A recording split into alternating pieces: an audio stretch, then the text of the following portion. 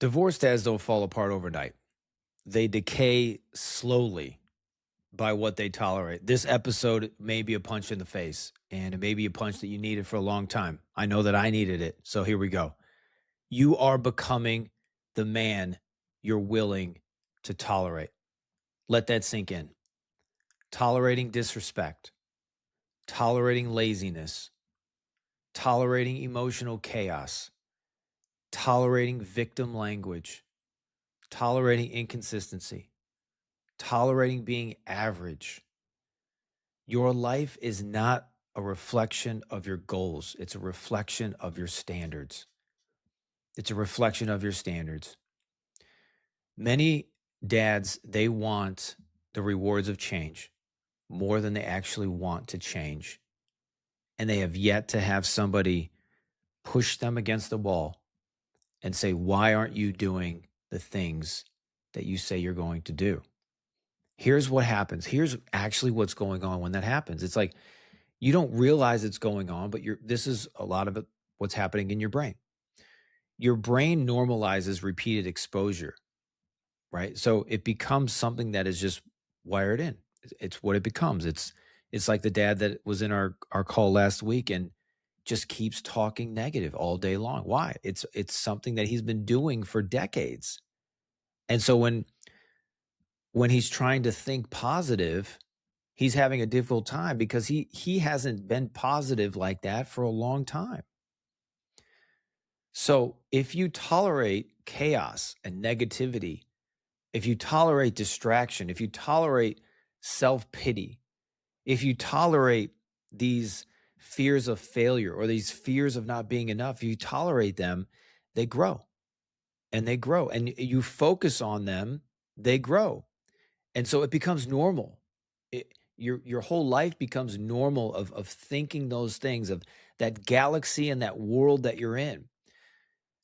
The neuroscience will say it like this: neurons that fire together, wire together. You probably heard that before. Every tolerated habit becomes easier. That's what what you're tolerating is what you're choosing.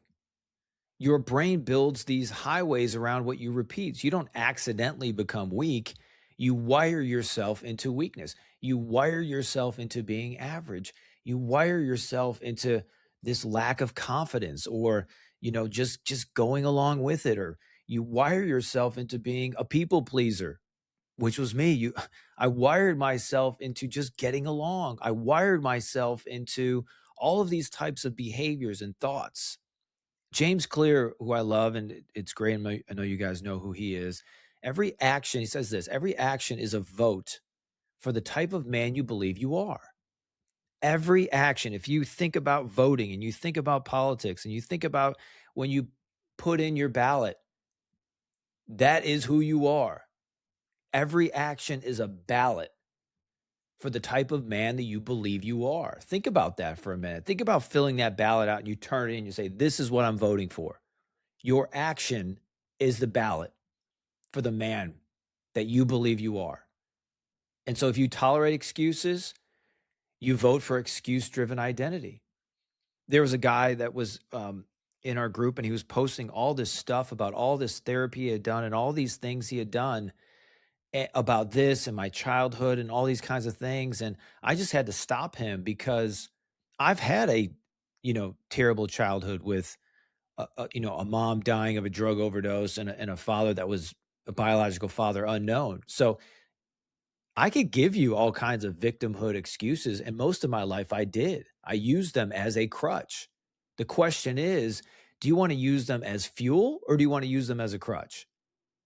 Right? Do you want to tear your Achilles and just stay on crutches, or do you want to tear your Achilles, rebuild it stronger, and then go and dunk and play again like you've never played before? Well, I prefer the latter. So if you tolerate emotional spirals, you vote for instability. So anyway, I had to question him on what he was saying and what he was doing, because look, what you're going to build, you cannot have freedom and have victimhood. You can't have both. You can be free, you can be a victim. You can't have both. You have a chain on you as a victim, so you can't be free. So if you're hearing this and listening to this, and part of Divorced Dads of America, this is, I'm a Jocko guy, extreme ownership. You failed, you've missed it, own it. You cannot move forward until you have owned it. All these things in the past, trying to figure out all these struggles of the past of what I did wrong and those things. And unfortunately, the data and the science behind it is that your memory is 50% off, meaning that you will not factor in all of the details. You don't have all the details. And so our mind fills the details in with the story that we want to build, which is why you could have the same event happen and three people could have different stories about it. So the past is there. Forgive the past. Let it go. Scripture says the old is gone, the new has come. You have to decide, do you want to build the new, or do you want to try and renovate something where you don't have all the details and facts? Well, that's not going to work. So I will give you a moment here for me where we'll talk about setting standards. I'd say for me, there was, and I shared that briefly, I had a lot of my life where I didn't have the perfect, childhood in that regard. And I had these, types of wounds and things. And I was sorting this out and asking everybody about what was going on. And I finally had to take a step back and I realized that I'm not going to get all these facts and these details. I need to build the man that I want to become, that I can be, that I can lead, and that I really am. I don't need anything to hold me back. I Scripture says that I don't need to have that hold me back. So why am I letting it? Why am I letting these old decisions, behaviors, emotions rule my life when I control my life? And if you've never heard that before, you are the one who controls your emotions. You control how you feel, nobody else. And if you give that power away, you've given everything away. And so that was another blind spot for me, super honest. I was not great at feedback on blind spots until I got a coach, until I paid a mentor, until I financially invested in this person. And they would say, dude, you're way off here. Why are you so negative about this? Or why are you avoiding this? Or why can't you get this on track? Or why haven't you put a plan together on this? And all of a sudden I started getting shot at. And I would normally be so defensive. I always make a case or a way around it because I was able to communicate really well. And many of you dads, you're able to communicate really well. And so you can change the story enough for it to be believable where you don't take on the blame or you don't take on the ownership. That was wrong. I was living average in that life. I was living way below my potential for that. Here I was and in other areas crushing it and running it and doing it. And then these soft spots, these dark, these shadows, whatever you want to call them, these weaknesses that I had to be exposed. They had to be elevated. They had to be transformed. And when I began to do that, it was me. I had to raise my standard. You have to raise your standard. What got you here will not be what gets you there. You're going to have to raise your standard. You're going to have to change how you see things. You're going to have to shift these moments for you to be able to be the dad you want to be, create the cash flow and the revenue and the freedom you want for your family. I had to do it. You have to do it. The dads that are the greatest dads and clients of mine, they do it. They're humble. They let it go. They forgive themselves. They move on and they actually just run incredibly fast races that are on track with where they want to go. You got to guard your heart, and you got to guard your heart in all things, because we don't want to conform to what everyone else is telling you to do. You don't want to conform yourself to what they are deciding that you need to do, right? Whatever those things may be. You have got to get into this place where you cannot tolerate this anymore. You have got to see a sense of urgency of your life, of every decision is a ballot. Remember that every decision is a ballot of the man you're becoming. I think if that's something that you take away today, that will change and revolutionize your life. You are making a decision every day of the man you're going to become and the man your children are going to see and what you're going to give them. Here's what it looks like when you're living average. If you ever had mold in your house, it's like mold. Imagine mold in your house. You don't notice it at first, but then it spreads and then it rots the structure. Tolerance is mold. You don't see the damage until the beams are compromised and your standards are the structural beams. 5 things today to stop tolerating. 5 things. Emotional reactivity, stop tolerating it. Victim language, stop tolerating it. Porn or secret addictions, stop tolerating it. Inconsistent fatherhood, stop tolerating it. Financial chaos and worry, stop tolerating it. Because you've got to ask yourself, here's one thing you can move this forward, okay? One thing you've been tolerating that your future self will resent you for. What are you tolerating?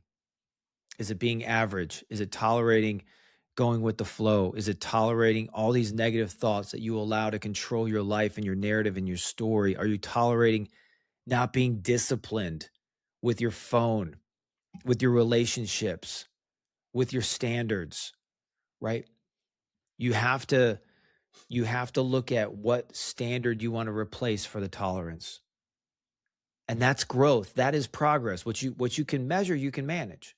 So let's measure it and let's manage it, okay? These tolerating, late nights or tolerating, some of the guys I talk to, they get frustrated with their kids. They're, oh, I got to cook dinner and I got to do laundry and I got to do this. And then all of a sudden, they're short with their kids. No, that's not how it works, man. Step up, be the leader, be the man you're created to be. Have it done, have it worked out. Enjoy the moment, learn how to enjoy it. Thank you that I get to do this laundry for them. Thank you, I get to clean the clothes. Thank you, I get to see my kids. Thank you that I'm getting prepared. I'm the man that I'm the man. I'm getting better each and every day. I'm going to enjoy these moments because there's going to come a moment when those kids are out of the house. They will never be in there again. You will not be doing laundry. You will not be cleaning up after them. Enjoy these moments. So if this hits you, man, if there's been something that's been helpful, drop a sub, leave a review. It's as simple as that. Why? I know there's hundreds of thousands of more dads that need to hear this in their life to level up, to stop tolerating, to write the ballot, put the ballot in, take the action of the man that you're becoming. So I'll close here. I want this to be a shorter one. You don't rise to the level of your goals. You fall to your standards. And the man your kids get is the man you tolerate becoming. The man your kids get is the man you tolerate becoming. So choose carefully. Choose carefully today. You have a ballot and you don't want to tolerate. Put the ballot in of the man you're becoming. If you haven't written the vision out, all the guys, all the clients know that when we start with a vision. We start with a mission. What the heck do you want, man? Balls to the wall, go for it. And stop tolerating and stop making excuses. Your life will be the greatest life you've ever had or even imagined when you obsess over the process, when you obsess over the details, when you obsess over these things that you have never obsessed over about. Don't worry about the money and all these other things. Obsess about the internal programming, the internal standards of your life. Standards of your life. You're a leader. I love you guys. I pray for you every day. I'll see you in the next one. God bless you.